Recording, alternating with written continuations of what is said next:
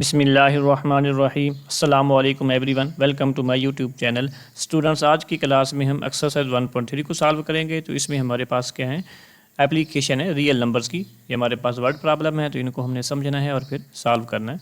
तो first question देखिए यहाँ पे, the sum of 3 consecutive integers is 42, find the 3 integers.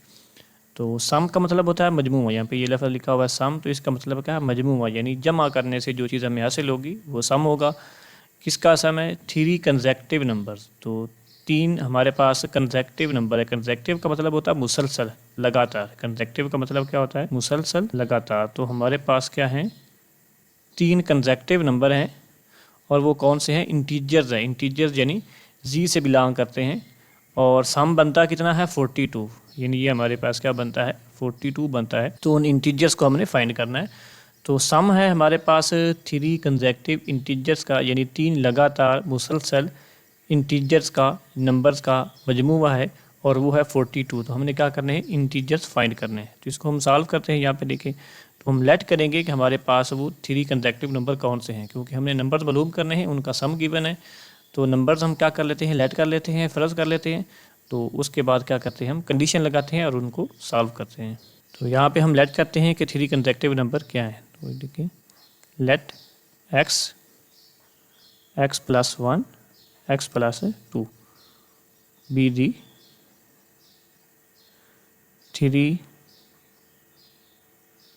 Consecutive number. ये हमारे पास कंसेक्यूटिव इंटीजर्स हैं। तो कंसेक्यूटिव का मतलब है मुसलसल आने वाले, यानी हमारे पास 3 है तो 3 के बाद कंसेक्यूटिव क्या होगा? 4, 4 के बाद 5। मतलब क्या है कि हमारे पास जो नंबर है कोई भी, तो उससे अगला जो नंबर है वो 1 जमा करने से हमें हासिल होता है। तो 3 के बाद जो 4 है वो अगर है तो फिर ये दोनों क्या होंगे? कंसेक्यूटिव होंगे। और इसके बाद 4 जो है, उसके बाद 5 है, यानी ये हम अपनी तरफ से लेट कर रहे हैं कि कंसेक्यूटिव कैसे लेने।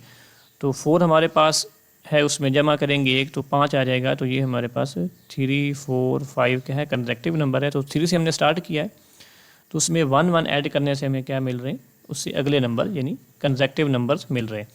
तो यहाँ पे हमने लेट किया कि x हमारा क्या है? पहला नंबर है। उसके बाद उससे अगला कंसेक्यूटिव कैसे लेंगे? उसमें +1 करेंगे। अब +1 के बाद इसमें फिर एक और ऐड करेंगे, तो ये बन जाएगा x प्लस 2। तो इस तरह से ये 3 कंसेक्यूटिव नंबर मिलेंगे। तो कंसेक्यूटिव नंबर के लिए ज़रूरी है कि कोई एक नंबर हम लेट करते हैं तो उसके बाद नेक्स्ट जो होगा उसमें +1 करेंगे, और उससे अगला जो होगा उसमें फिर +1 करेंगे, तो ये हमें कंसेक्यूटिव नंबर मिल जाएंगे। तो कंडीशन के मुताबिक ये हमने जो नंबर लिए हैं इनको करेंगे ऐड। तो ऐड करने से हमारे पास जो सम क्या आना चाहिए? वो 42 आना चाहिए। तो इस कंडीशन को यूज़ करते हैं। तो यहाँ पे लिखा हमने बाय गिवन कंडीशन। कंडीशन हमारी क्या है कि इन तीनों कंसेक्यूटिव नंबर को हमने करना है प्लस, और प्लस करने से जो हमारा रिज़ल्ट बनता है वो बनता है 42।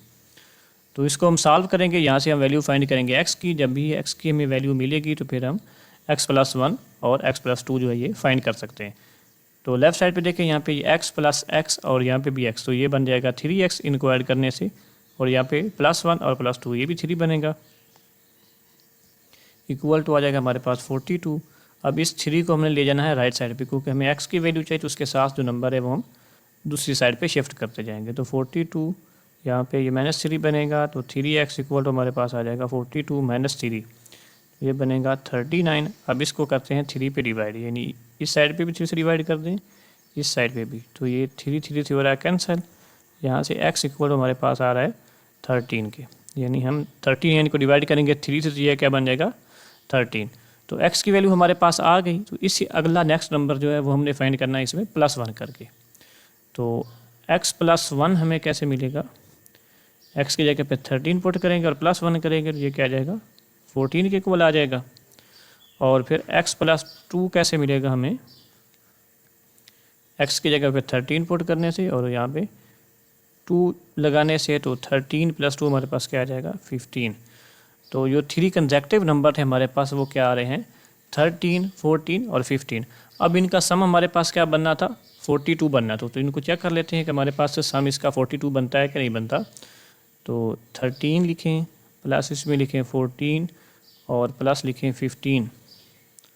तो इनको सम करने से हमारा आंसर क्या आ रहा है? 42 ही आ रहा है। तो इसका मतलब क्या हुआ कि ये हमारा रिज़ल्ट है 13, 14 और 15। तो यहाँ पे हम लिखेंगे हमारा जो आंसर है वो क्या आ रहा है?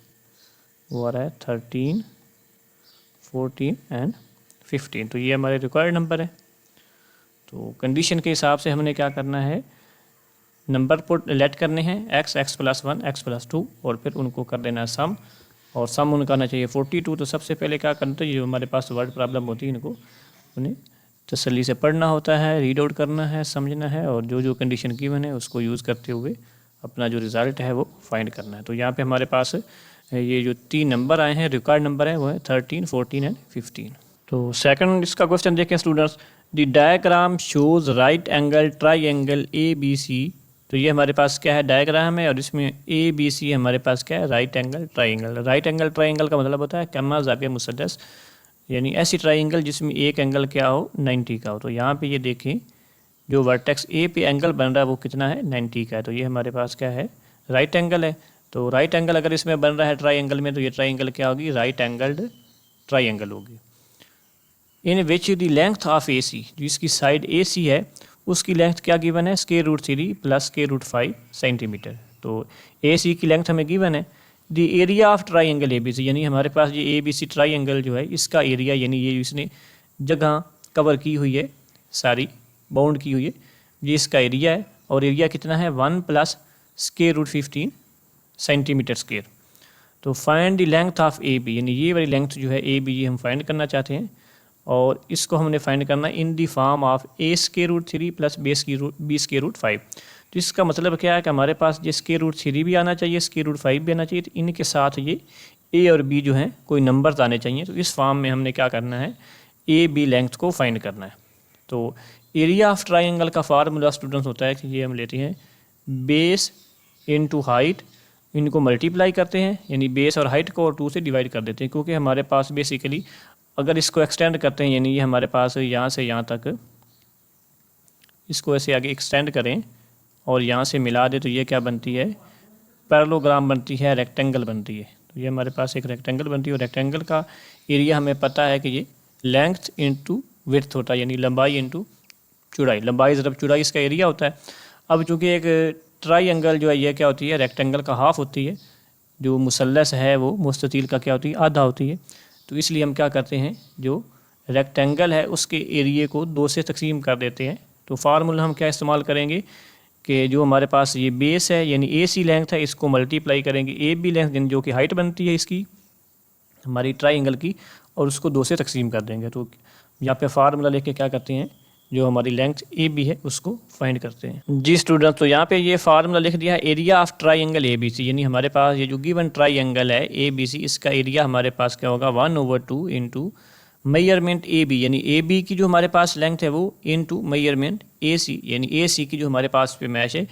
तो बेसिकली हम क्या कर रहे हैं कि जो हमारे पास ये हाइट है और बेस है, इन दोनों को क्या कर रहे हैं, मल्टीप्लाई कर रहे हैं, और 2 पे क्या कर रहे हैं, तकसीम कर रहे हैं। अगर इन दोनों को मल्टीप्लाई करते हैं तो ये हमारे पास एरिया ऑफ रेक्टेंगल बनता है, यानी इस रीजन का बनता है। और अगर हम इसको 2 पे डिवाइड कर देते हैं तो ये इसका हाफ जो है, जो कि ट्राइंगल है, इसका एरिया बनता है। तो ये हमारे पास फार्मूला आ गया। अब इसमें वैल्यूज़ को पुट करते हैं, तो लिखेंगे area of triangle ABC equal to, तो हमारे पास ये 1/2 एज इट इज़ आ जाएगा, और AB चूँकि हमने फाइंड करना है तो इसको लिखेंगे एज इट इज़, और AC की वैल्यू हमारे पास गिवन है जो कि है √3 + √5। अब एरिया ऑफ ट्राइंगल भी गिवन है, तो एरिया की वैल्यू भी पुट करें, तो एरिया की वैल्यू हमारे पास है 1 + √15 और इक्वल टू हमारे पास आएगा। अब ये 2 जो है ये राइट साइड पे, लेफ्ट साइड पे आके क्या करेगा, मल्टीप्लाई करेगा, इस सारे को क्या कर रहा है, डिवाइड कर रहा है। तो इसको हम यहाँ पे शिफ्ट कर देते हैं लेफ्ट साइड पे, तो ये 2 इधर आके मल्टीप्लाई करेगा। तो इधर क्या बचेगा हमारे पास, मेजरमेंट AB इंटू हमारे पास आ जाएगा √3 + √5। अब हमें क्या वैल्यू चाहिए, AB की वैल्यू चाहिए। तो ये जो सारा फैक्टर इसके साथ मल्टीप्लाई हो रहा है, इसको हम शिफ्ट करेंगे राइट साइड पे। तो इसको इधर ले आएँ, तो लिखेंगे 2 × 1 + √15 ओवर हमारे पास आ जाएगा √3 + √5 इक्वल टू मेजरमेंट AB। तो इसको अब हमने करना है सिंप्लीफाई। सिंप्लीफाई कैसे करेंगे, जो बटे वाला हिस्सा इसको हमने क्या करना है, रैशनलाइज करना है।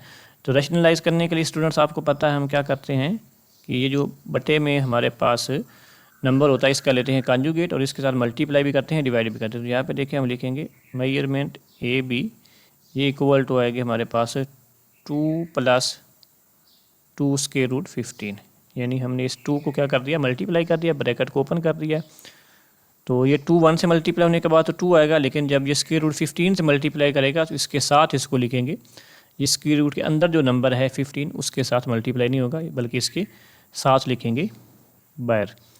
अब बटे में स्क्वायर रूट 13 + स्क्वायर रूट 5 है, इसका लेना है कॉन्जुगेट। तो कॉन्जुगेट से क्या मुराद है कि जो दरमियान वाला साइन है वो हमने चेंज कर देना है। तो स्क्वायर रूट 3 - स्क्वायर रूट 5 इसका कॉन्जुगेट आ जाएगा। इससे करेंगे मल्टीप्लाई भी और डिवाइड भी, यानी इसको एक दफ़ा बटे से ऊपर लिखेंगे, एक दफ़ा बटे से नीचे और ज़रब कर देंगे। अब बटे से ऊपर वाले आपस में मल्टीप्लाई होंगे, बटे से नीचे वाले आपस में। तो हमारे पास जो मेजरमेंट ए बी है वो आएगी। अब आपस में मल्टीप्लाई करें, ये जो हमारे पास 2 है इसको इन दोनों से मल्टीप्लाई करना है अलग अलग, और फिर जो 2 स्क्वायर रूट 15 है इसको भी अलग अलग इन दोनों से मल्टीप्लाई करना है। तो मल्टीप्लाई करें यहाँ से, लिखेंगे 2 × स्क्वायर रूट 3, यानी हमारे पास 2 जो है जब ये √3 या स्क्वायर रूट 3 से मल्टीप्लाई होगा तो इसके साथ यहाँ पे लिखा जाएगा, स्क्वायर रूट के अंदर नहीं जाएगा। यहाँ पे आगे देखें, फिर 2 को मल्टीप्लाई करेंगे -स्क्वायर रूट 5 से, तो प्लस माइनस माइनस, तो ये आ जाएगा 2 स्क्वायर रूट 5। अब यहाँ पे देखें +2 स्क्वायर रूट 15 को हमने मल्टीप्लाई करना है स्क्वायर रूट 3 के साथ, तो 2 जो है ये साथ आ जाएगा एज इट इज़, यहाँ पे प्लस प्लस प्लस, तो 2। अब हमारे पास जो 15 है स्क्वायर रूट का और 3 का, इनको हम इकट्ठा लिख सकते हैं स्क्वायर रूट के अंदर। तो इनको हम लिख लेते हैं 15 × 3, ठीक हो गया। उसके बाद आगे देखें प्लस माइनस माइनस, तो फिर ये 2 एज इट इज़ आ जाएगा, और स्क्वायर रूट में हम जो है इन दोनों नंबर्स को इकट्ठा लिख लेते हैं, क्योंकि ये स्क्वायर रूट 15 और स्क्वायर रूट 5, ये 5 और स्क्वायर रूट 5 और 15 ये किसके अंदर आ रहे हैं, जज़र के अंदर आ रहे हैं, स्क्वायर रूट के अंदर आ रहे हैं, तो इनको हम एक ही जज़र में इकट्ठा लिख सकते हैं। तो 15 × 5 आएगा यहाँ पे, और बटे में हमारे पास आएगा formula a + b a - b। Square root 3 को हम a कंसीडर करते हैं, स्क्वायर रूट 5 को b कंसीडर करते हैं, तो a + b a - b। तो फार्मूला हमारे पास आएगा a² - b²। तो इसको हम मज़ीद सिंप्लीफाई करते हैं, तो यहाँ पे देखिए इधर लिखते हैं हम इसको, measurement A B equal to हमारे पास आएगी 2 square root 3 as it is आ जाएगा, -2 square root 5 as it is आ जाएगा। इसके बाद हम लिखेंगे +2 और ये 15 × 3, ये बनेगा हमारे पास 45, और फिर -2 और ये 15 × 5, ये हमारे पास बनेगा 75, और बटे में देखें तो ये 3 का स्क्वायर और स्क्वायर रूट कैंसिल हो रहा है, तो यहाँ पे बच रहा है 3, और ये 5 का स्क्वायर और स्क्वायर रूट कैंसिल हो रहा है, तो यहाँ पे बच रहा है हमारे पास 5। तो मेजरमेंट ए बी, यानी ए बी की जो लेंथ है पैमाइश है वो इक्वल टू हमारे पास क्या आएगी, 2 square root 3 as it is -2 square root 5 as it is, plus इसको अब हमने सिंप्लीफाई करना है, इससे हमने एक ऐसा नंबर अलग करना है जो कि कंप्लीट स्क्वायर हो, जिसका जज़र जो है हल हो सकता हो। तो इसको हम लिख सकते हैं 2, अब ये 45 है तो इसको हम लिख सकते हैं 9 × 5, यानी 9 का हमारे पास क्या आता है, स्क्वायर रूट आता है। 9 एक कंप्लीट स्क्वायर है, तो हमने कोशिश करनी है कि सिंपलेस्ट फॉर्म में आ जाए। तो 9 × 5 हमने इसको लिख लिया -2, और 75 को हम लिख सकते हैं 25 × 3। अब यहाँ से भी जो 25 है ये कंप्लीट स्क्वायर, इसको हमने अलग किया है ताकि ये स्क्वायर रूट से बाहर आ जाए और सिंप्लीफाई हो जाए।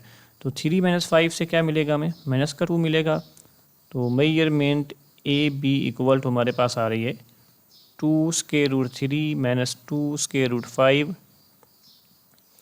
अब यहाँ पे देखें 2 एज इट इज़ आएगा, और ये जो हमारे पास 9 है इसका स्क्वायर रूट जब लेंगे तो ये आ जाएगा 3, और ये स्क्वायर रूट 5 आ जाएगा एज इट इज़ -2। यहाँ से भी जो 25 है इसका जब हम स्क्वायर रूट लेंगे तो वो आ जाएगा 5, और स्क्वायर रूट 3 आ जाएगा एज इट इज़, और बटे हमारे पास आ जाएगा -2।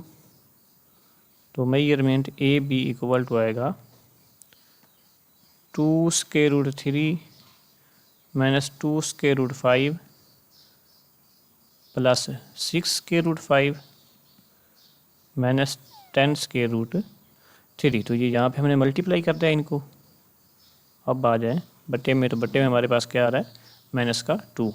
तो यहाँ पे देखिए अब measurement A B equal to हमारे पास आएगा, ये स्क्वायर रूट 3 वाली टर्म हम कंबाइन करते हैं और स्क्वायर रूट 5 वाली, तो ये यहाँ पे +2 स्क्वायर रूट 3 और यहाँ पे -10 स्क्वायर रूट 3 है।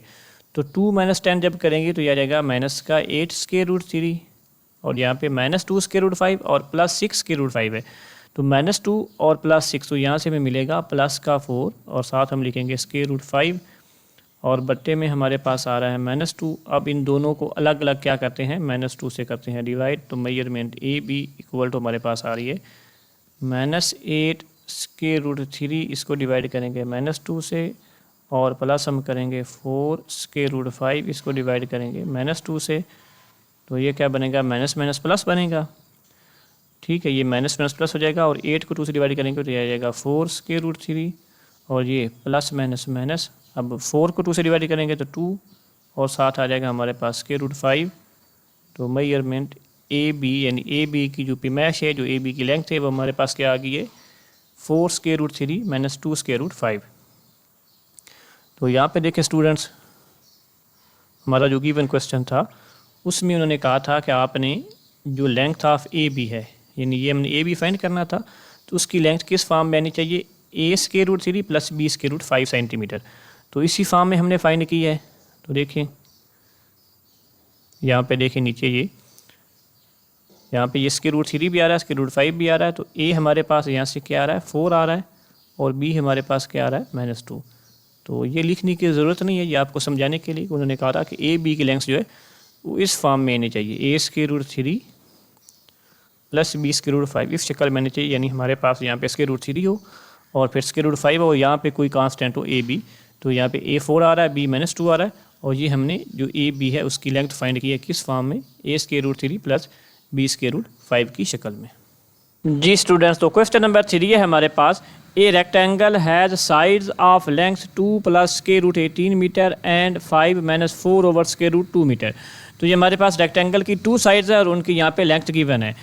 तो find the area of the rectangle in the form a + b square root 2 where a and b are integer. तो यहाँ पे हमारे पास एरिया इस फॉर्म में आना चाहिए, लेंथ्स हमारे पास गिवन है साइड्स की जो हमारे पास रेक्टेंगल है और एरिया हमने फाइंड करना। तो यहाँ पे हमने लिख दिया एरिया ऑफ रेक्टेंगल जो है वो फाइंड करना चाहते हैं। ये हमारे पास एक रेक्टेंगल है, इसकी हमने फिगर बना लेनी है और यहाँ पे ये इसकी लेंथ है जो कि हम ले रहे हैं 2 + स्क्वायर रूट 18 मीटर और ये विड्थ है यानी चौड़ाई है 5 - 4 ओवर स्क्वायर रूट 2। तो हमारे पास यहाँ पे ये लेंथ गिवन है और ये विड्थ गिवन है, तो हम क्या करेंगे, फार्मूला यूज़ करेंगे एरिया का और उसमें ये वैल्यूज़ पुट करके इसको क्या करेंगे, सॉल्व करेंगे। तो जब हमारे पास कोई रेक्टेंगल आती है तो उसकी लेंथ्स गिवन हो तो हम एरिया कैसे फाइंड करते हैं, लेंथ्स इनटू विड्थ, यानी ये हमारे पास जो लंबाई है इसकी वैल्यू को और ये जो हमारे पास चौड़ाई है इसकी वैल्यू, दोनों को ज़रब कर देते हैं तो हमारे पास रेक्टेंगल का एरिया आ जाता है। तो फार्मूला लेके उसमें वैल्यूज़ पुट करते हैं और इसको सॉल्व करते हैं। तो ये फार्मूला हमने लिख दिया है एरिया ऑफ रेक्टेंगल जो कि है लेंथ इनटू विड्थ, यानी लंबाई और चौड़ाई दोनों को हमने ज़रब करना तो हमारे पास एरिया ऑफ रेक्टेंगल आ जाएगा। अब यहाँ पे देखें ये वाली जो हमारे पास वैल्यू है ये लेंथ है और ये वैल्यू हमारे पास क्या है, विड्थ है। तो इन दोनों की वैल्यूज़ को यहाँ पे हम पुट करते हैं तो लिखेंगे एरिया ऑफ रेक्टेंगल और इसके बाद आगे जो लेंथ की वैल्यू वो हमारे पास है 2 + स्क्वायर रूट 18 और विड्थ हमारे पास क्या है 5 - 4 ओवर स्क्वायर रूट 2। अब ब्रैकेट्स को ओपन करना है, मल्टीप्लाई करना है, तो ब्रैकेट्स को करते हैं हम ओपन, यहाँ पे लिखते हैं इसको। तो ये जो 2 है हमारे पास ये इस पूरी ब्रैकेट के साथ ज़रब होगा। तो 2 को जब हम 5 से मल्टीप्लाई करेंगे तो ये हमारे पास आ जाएगा 10, जिसको हम लिख लेते हैं डायरेक्ट, ये ईजी सा है।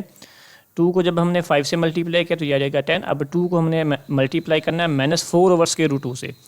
तो 2 को जब हम -4 ओवर स्क्वायर रूट 2 से मल्टीप्लाई करेंगे तो ये हमारे पास आ जाएगा 2 × 4 ओवर स्क्वायर रूट 2। हम इसको 8 नहीं लिख रहे क्योंकि हमने बटे में से जो स्क्वायर रूट 2 है इसको करना है ख़त्म, वो अगले स्टेप में करेंगे। तो इसको हम क्या करते हैं, एक दफ़ा एज इट इज़ लिख लेते हैं, यानी 2 × 4 ओवर स्क्वायर रूट 2।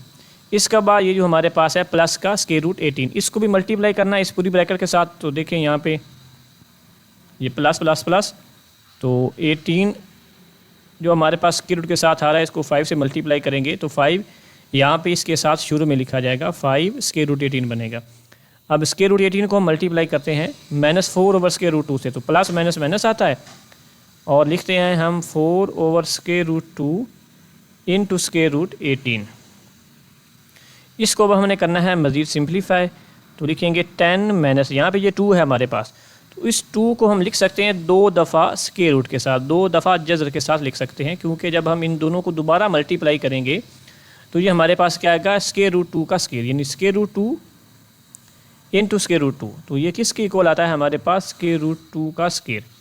तो यहाँ से स्क्वायर रूट कैंसिल होता है और ये बचता है 2। तो यहाँ से आप जो 2 है विदाउट स्क्वायर रूट उसको 2 दफ़ा स्क्वायर रूट के साथ लिख सकते हैं। तो यहाँ पे भी हमने ऐसे किया, ये जो हमारे पास 2 है इसको हमने लिख लिया है 2 दफ़ा स्क्वायर रूट के साथ, ताकि जो बटे में हमारे पास स्क्वायर रूट 2 आ रहा है इसको हम कैंसिल कर सकें। तो ये 4 हमारा एज इट इज़ आ जाएगा और बटे में स्क्वायर रूट 2 आएगा, प्लस यहाँ पे हम लिखेंगे 5, और ये जो स्क्वायर रूट 18 है इसको हम सिंप्लीफाई कर सकते हैं, यानी यहाँ से हम क्या करते हैं, एक स्क्वायर जो है इसको अलग कर लेते हैं और फिर उसकी वैल्यू जो होगी वो फाइंड कर लेंगे। तो 18 को हम लिख सकते हैं 9 इंटू 2, ताकि 9 का हमारा जो स्क्वायर रूट है वो हल हो जाए। इसके बाद आगे देखें, यहाँ पे -4 ओवर स्क्वायर रूट 2 हमारे पास एज इट इज़ आ जाएगा, और यहाँ पे स्क्वायर रूट 18 को भी हम लिखेंगे 9 इंटू 2, क्या लिखेंगे 9 इंटू 2, और इसका फिर स्क्वायर रूट लेंगे। तो यहाँ से हमारे पास ये स्क्वायर रूट 2 से कैंसिल हो रहा है, और यहाँ पे बच रहा है 10 माइनस, और 4 को आप शुरू में लिख लें, 4 स्क्वायर रूट 2 लिख लेते हैं इसको, प्लस यहाँ से 5 और प्लस, सॉरी ये प्लस नहीं आएगा, 5 के साथ हम लिखेंगे 9 का स्क्वायर रूट क्या आना है, 3 है ना, तो ये 5 से होगा मल्टीप्लाई, और स्क्वायर रूट 2 जो है वो एज इट इज़ रहेगा। यहाँ पे लिखें -4 ओवर स्क्वायर रूट 2, और यहाँ से भी 9 का जो स्क्वायर रूट है वो 3 बनेगा, और 2 का स्क्वायर रूट जो है वो एज इट इज़ रह जाएगा, जिसको हम सेम लिख लेते हैं। अब इसके बाद आगे देखें 10 - 4 स्क्वायर रूट 2 प्लस ये 5 इंटू 3 क्या बनेगा, 15 बन जाएगा, तो ये बनेगा 15 स्क्वायर रूट 2 माइनस, अब यहाँ पे ये स्क्वायर रूट 2 से हो रहा कैंसिल, और 4 इंटू 3 हमारे पास क्या आ जाएगा, 12 के इक्वल आ जाएगा। अब यहाँ पे देखिए हमारे पास जो स्क्वायर रूट 2 वाले टर्म्स है उनको अलग हल कर लेते हैं, जो विद आउट स्क्वायर रूट है, जैसे कि यहाँ पे ये 10 है और माइनस का 12 है, इसको हम अलग हल कर लेते हैं। तो 10 माइनस स्क्वायर रूट 10 माइनस 12, तो यहाँ से हमें मिलेगा माइनस का 2, और ये -4 square root 2 plus 15 square root 2, तो यहाँ से हमें क्या मिलेगा 11 स्क्वायर रूट 2।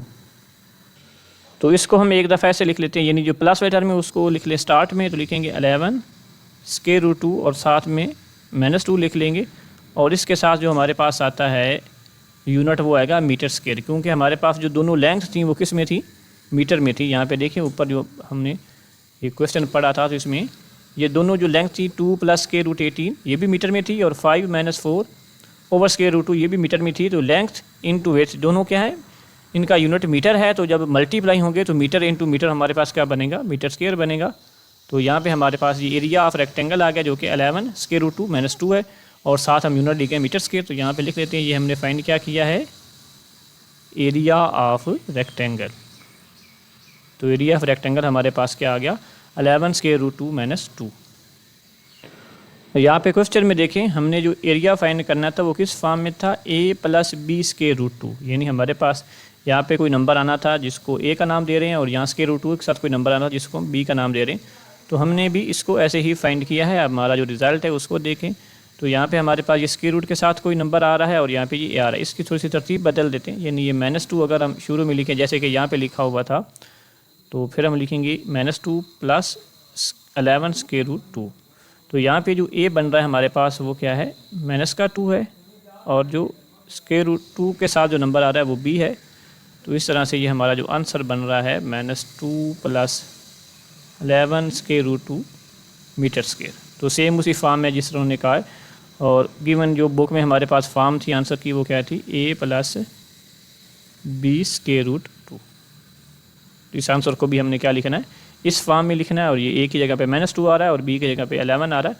तो ये हमारा क्या होगा, फाइनल आंसर होगा। तो क्वेश्चन नंबर 3 हमारा कंप्लीट हुआ। अब हम स्टार्ट करते हैं question number 4।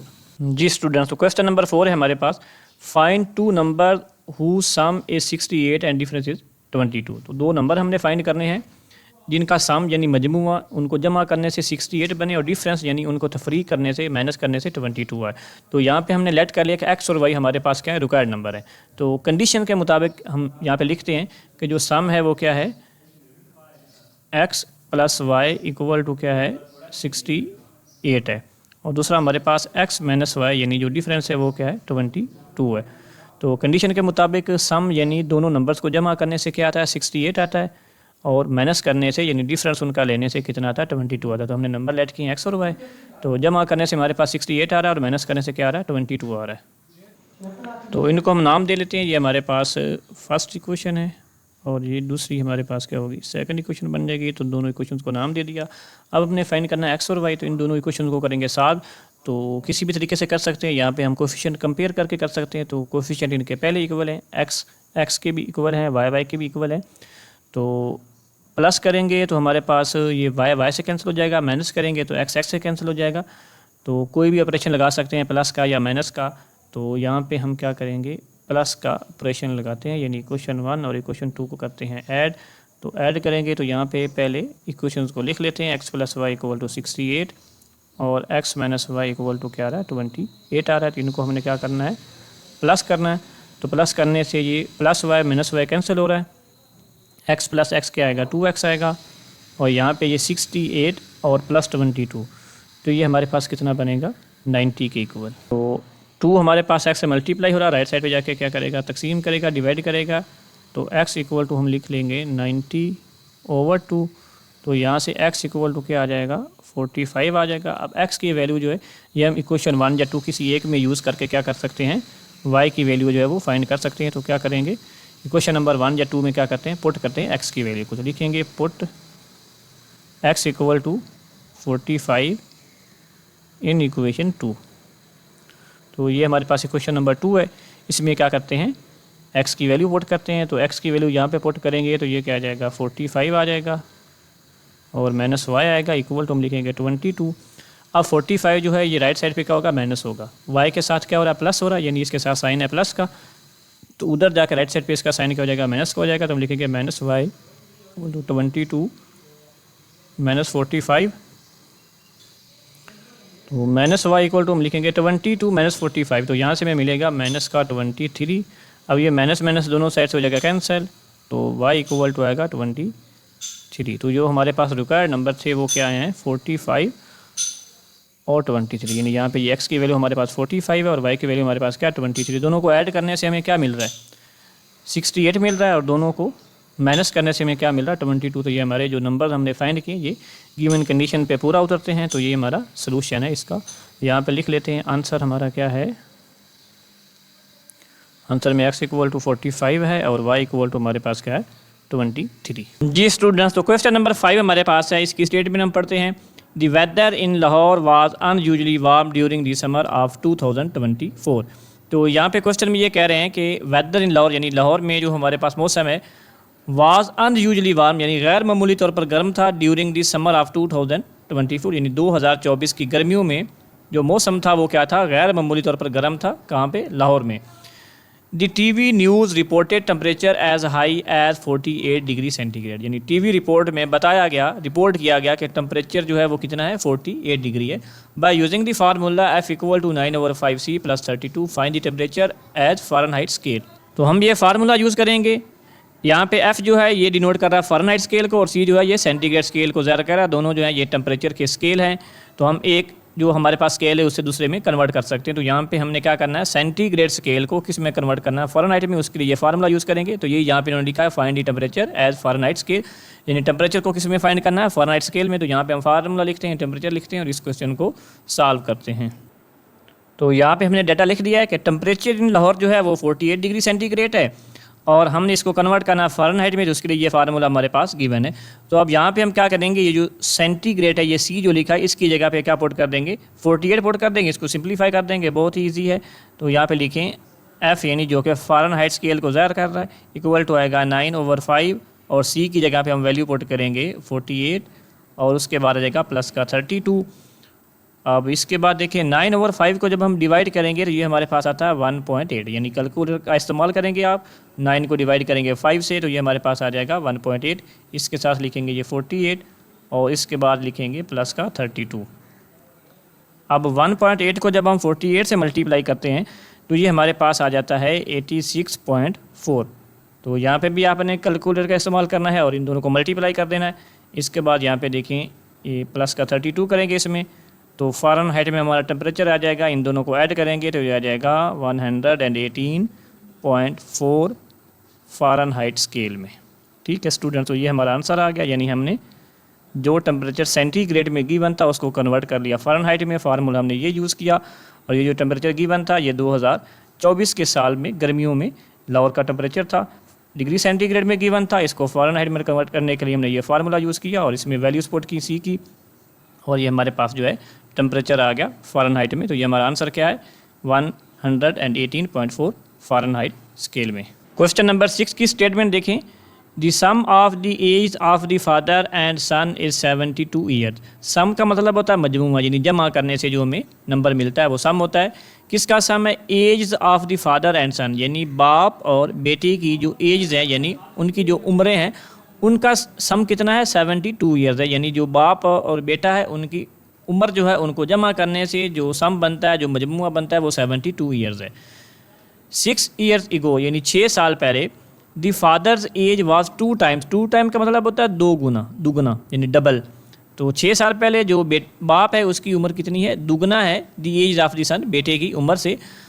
What was son age 6 years ago, यानी हमारे पास जो बेटा है उसकी उम्र 6 साल पहले कितनी थी, ये चीज़ हमने मालूम करनी है। तो इस स्टेटमेंट को गौर से आपने स्टूडेंट्स पढ़ना है, समझना है, और उसके बाद सबसे पहले डाटा लिखेंगे। डाटा लिखने के बाद जो कंडीशन है उसके अकॉर्डिंग जो है हम इसको सॉल्व करेंगे और बेटे की उम्र को फाइंड करेंगे।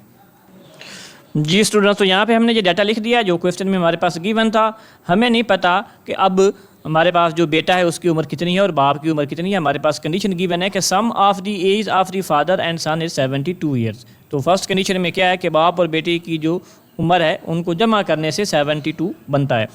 तो हम लेट कर लेते हैं age of the son equal to x, यानी बेटे की जो उम्र है उसको हमने एक्स का नाम दे दिया। एज ऑफ फादर वो हमारे पास है वाई, उसको हमने नाम दे दिया वाई का। तो कंडीशन हमारे पास क्या है यहाँ पे, बाय गिवन कंडीशन, यानी कंडीशन के मुताबिक इन दोनों को जमा करने से यानी x जमा y करने से कितना बनता है, 72 बनता है। जिसको हमने क्वेश्चन नंबर 1 का नाम दे दिया। ये हमारे पास फर्स्ट कंडीशन है कि बाप और बेटा दोनों की उम्र को जमा करने से हमारे पास 72 का नंबर मिलता है। उसके बाद नेक्स्ट देखें, 6 ईयर्स इगो, 6 साल पहले, father age was 2 times the age of the son, यानी बाप की जो उम्र है वो बेटे की उम्र से कितना थी, दुगना थी 6 साल पहले। तो हम लेट कर लेते हैं दोबारा 6 ईयर्स इगो, यानी 6 साल पहले एज ऑफ सन जो है वो x माइनस 6 बन जाएगा। हमने अभी लेट किया कि अब हमारे पास उम्र कितनी है बेटे की, वो x है। तो 6 साल पहले x माइनस 6 आ जाएगी, यानी उसमें से 6 माइनस कर देंगे। इसी तरह जो एज ऑफ फादर है वो बन जाएगी हमारे पास y माइनस 6। तो दूसरी कंडीशन हमारे पास क्या है कि जो बाप की उम्र है यानी अब y माइनस 6 वो क्या है, बेटे से दुगना है। यानी हमारे पास जो 6 साल पहले बाप की उम्र थी जिसको हमने नाम दिया y माइनस 6, वो बेटे की उम्र से क्या थी, दुगना थी। तो हमने एक इक्वेशन बनानी है। तो इक्वेशन बनाने के लिए हमने क्या किया, y माइनस 6 और x माइनस 6 को इक्वल रखा और जो x माइनस 6 था इसको मल्टीप्लाई कर दिया 2 से, क्योंकि ये जो हमारे पास बाप की उम्र थी 6 साल पहले वो बेटे की उम्र जो कि x माइनस 6 है उससे दुगना थी। तो दोनों को इक्वल करने के लिए बेटे की उम्र को हमने क्या किया, 2 से मल्टीप्लाई कर दिया। तो अब इन दोनों इक्वेशंस को हमने सॉल्व करना है। इसको थोड़ा सा मजीद सिंप्लीफाई कर लेते हैं और उसके बाद दोनों को सॉल्व करके हम क्या करेंगे, बेटे की उम्र जो है वो फाइंड कर लेंगे। तो इसको थोड़ा सिंप्लीफाई करते हैं। हम लिखते हैं y माइनस 6 इक्वल टू आएगा, इसको 2 से मल्टीप्लाई कर दें, ब्रैकेट को दे 2 इंटू एक्स, 2x बन जाएगा और माइनस 6 को 2 से मल्टीप्लाई करेंगे तो ये बन जाएगा माइनस का 12। अब हमने क्या करना है, x जो है उसको ले आना लेफ्ट साइड पे। तो जो 2x है यानी x वेटर को लेफ्ट साइड पे लेके आते हैं तो ये 2x जो है ये जरा के माइनस बन जाएगा, तो इसको लिखेंगे माइनस का 2x और ये जो प्लस का y है ये एज इट इज़ रहेगा और ये जो माइनस 6 है इसको हम ले जाते हैं राइट साइड पे। तो माइनस 12 हमारे पास पहले ही है इस तरफ ये वाला और ये माइनस 6 जो है ये इस साइड पे जाके क्या हो जाएगा, प्लस का 6 हो जाएगा। अब इसको हम लिख सकते हैं minus 2x plus y equal to हमारे पास आ जाएगा माइनस का 6, यानी माइनस 12 प्लस 6 करेंगे तो ये क्या बन जाएगा, माइनस का 6 बन जाएगा। इसको हम नाम देते हैं इक्वेशन नंबर 2 का। अब चूँकि हमने फाइंड क्या करना है, जो बेटे की उम्र है वो हमने फाइंड करनी है और बेटे की उम्र को हमने नाम दिया हुआ है x का। यहाँ पे ऊपर देखें जो हमारे पास क्वेश्चन था ये हमारे पास what was the son age 6 year ago, यानी 6 साल पहले हमारे पास जो बेटे की उम्र थी वो कितनी थी। तो अगर हमारे पास x आ जाएगा तो फिर हम x माइनस 6 भी फाइंड कर लेंगे। तो हमें क्या चाहिए, x चाहिए। तो इन दोनों इक्वेशन में हम क्या करते हैं, y को कर लेते हैं एलिमिनेट। यहाँ पे हमारे पास जो y है इसका कोफिशिएंट +1 है, यहाँ पे भी y का कोफिशिएंट +1 है। तो हम क्या करते हैं, इक्वेशन 1 और 2 को हल करते हैं, 1 में से 2 को माइनस कर देते हैं। तो इस तरह हमारे पास जो y है वो एलिमिनेट हो जाएगा, ख़त्म हो जाएगा, x की हमारे पास वैल्यू आ जाएगी। तो फिर हम क्या करेंगे, x माइनस 6 जो है इसको भी फाइंड कर लेंगे। तो यहाँ पे हम लिखते हैं equation number 1 minus equation number 2। तो इक्वेशन नंबर 1 में से 2 को माइनस करते हैं, इन इक्वेशन को नीचे लिखते हैं दोबारा और फिर माइनस करते हैं। तो फर्स्ट इक्वेशन हमारे पास है x + y = 72, और ये जो सेकंड इक्वेशन हमने बनाई है ये हमारे पास है -2x + y = आ जाएगा -6। इन दोनों को हमने करना है माइनस। जब माइनस करेंगे तो ये जो नीचे वाली हमारे पास इक्वेशन है इसके साइन चेंज हो जाएंगे, ये -2 बन जाएगा +2, ये +y -y, और ये -6 क्या बन जाएगा +6। तो ये +y -y कैंसिल हो रहा है, यहाँ से हमें मिलेगा x और 2x, ये बनेगा 3x, और यहाँ से हमारे पास 72 + 6 कितना आएगा 78। तो 3 पे डिवाइड करेंगे दोनों साइड पे, तो x = यहाँ पे आ जाएगा, ये इसको 3 से डिवाइड करेंगे तो ये बनेगा 26। तो x हमारे पास क्या है, ये उसकी मौजूदा उम्र है, यानी x हमने जब लेट किया था तो हमने ये मौजूदा उम्र ली थी। तो 6 ईयर्स ईगो हमने क्या करनी है, जो बेटा है उसकी उम्र को फाइंड करना है। तो हम क्या करेंगे, x - 6 फाइंड करेंगे, तो ये आ जाएगा x की जगह पे क्या पुट करेंगे 26 और -6, तो ये x - 6 जो है किसके आ जाएगा 20 के इक्वल आ जाएगा। तो ये 20 ईयर्स जो है ये क्या होगी, एज होगी 6 ईयर्स ईगो। यहाँ पे ऊपर देखें स्टूडेंट्स, हम अभी लिख के आए हैं कि हमारे पास जो एज ऑफ सन है वो x है, तो हमने x जो फाइंड किया वो अभी उसकी उम्र है, और जो बाप की उम्र है वो y हमने लड़की थी, दोनों का सम क्या था 72 था। तो हमने जो x फाइंड किया वो क्या था, x जो हमने फाइंड किया है वो हमारे पास आया है 26, और हमें क्या चाहिए age of son 6 years ago. तो वो हमारे पास क्या है x - 6 है, तो हम क्या करते हैं x में से 6 को माइनस कर देते हैं, तो हमारे पास जो आंसर आता है वो क्या आता है 20 ईयर्स। तो यहाँ पे लिख लें हमारे पास जो एज ऑफ सन है, सन 6 ईयर्स ईगो, वो किसकी कवर आ गई है 20 ईयर्स, और यही हमारा क्या है आंसर है। तो क्वेश्चन नंबर 6 हमारा कंप्लीट हुआ। अब हम स्टार्ट करते हैं क्वेश्चन नंबर 7। क्वेश्चन नंबर 7 की स्टेटमेंट देखते हैं हमारे पास, ये है Mirha bought a toy for Rs 1500 and sold for Rs 1520. What was her profit percentage? तो मिरहा ने क्या किया है, एक खिलौना ख़रीदा है, bought a toy यानी खिलौना ख़रीदा है, कितनी कीमत पे Rs 1500 1500 पे, और उसने बेचा है sold for यानी बेचा है कितने का Rs 1520 रुपये का। तो हमने क्या करनी है प्रॉफिट परसेंटेज फाइंड करनी, यानी सबसे पहले हम इसका प्रॉफिट फाइंड करेंगे और प्रॉफिट के बाद उसकी परसेंटेज लेंगे। तो हम इसका डाटा लिखते हैं और इसको सॉल्व करते हैं। तो हमारे पास जो मिरर है उसकी कास्ट प्राइस कितनी है 1500, यानी उसने जितने का ख़रीदा है, और सेल प्राइस इसको हम लिख रहे हैं SP, कास्ट प्राइस को CP लिख लिया हमने और सेल प्राइस को SP लिख लिया। तो बेचा कितने का है 1520 का। प्रॉफिट परसेंटेज हमने फाइंड करनी, तो प्रॉफिट का फार्मूला हमारे पास क्या है, यहाँ पे हम लिखते हैं फार्मूला प्रॉफिट का। तो प्रॉफिट हमारे पास होता है sale price minus cost price, यानी जितने का बेचा है उसमें से जितने का ख़रीदा है वो माइनस कर देते हैं।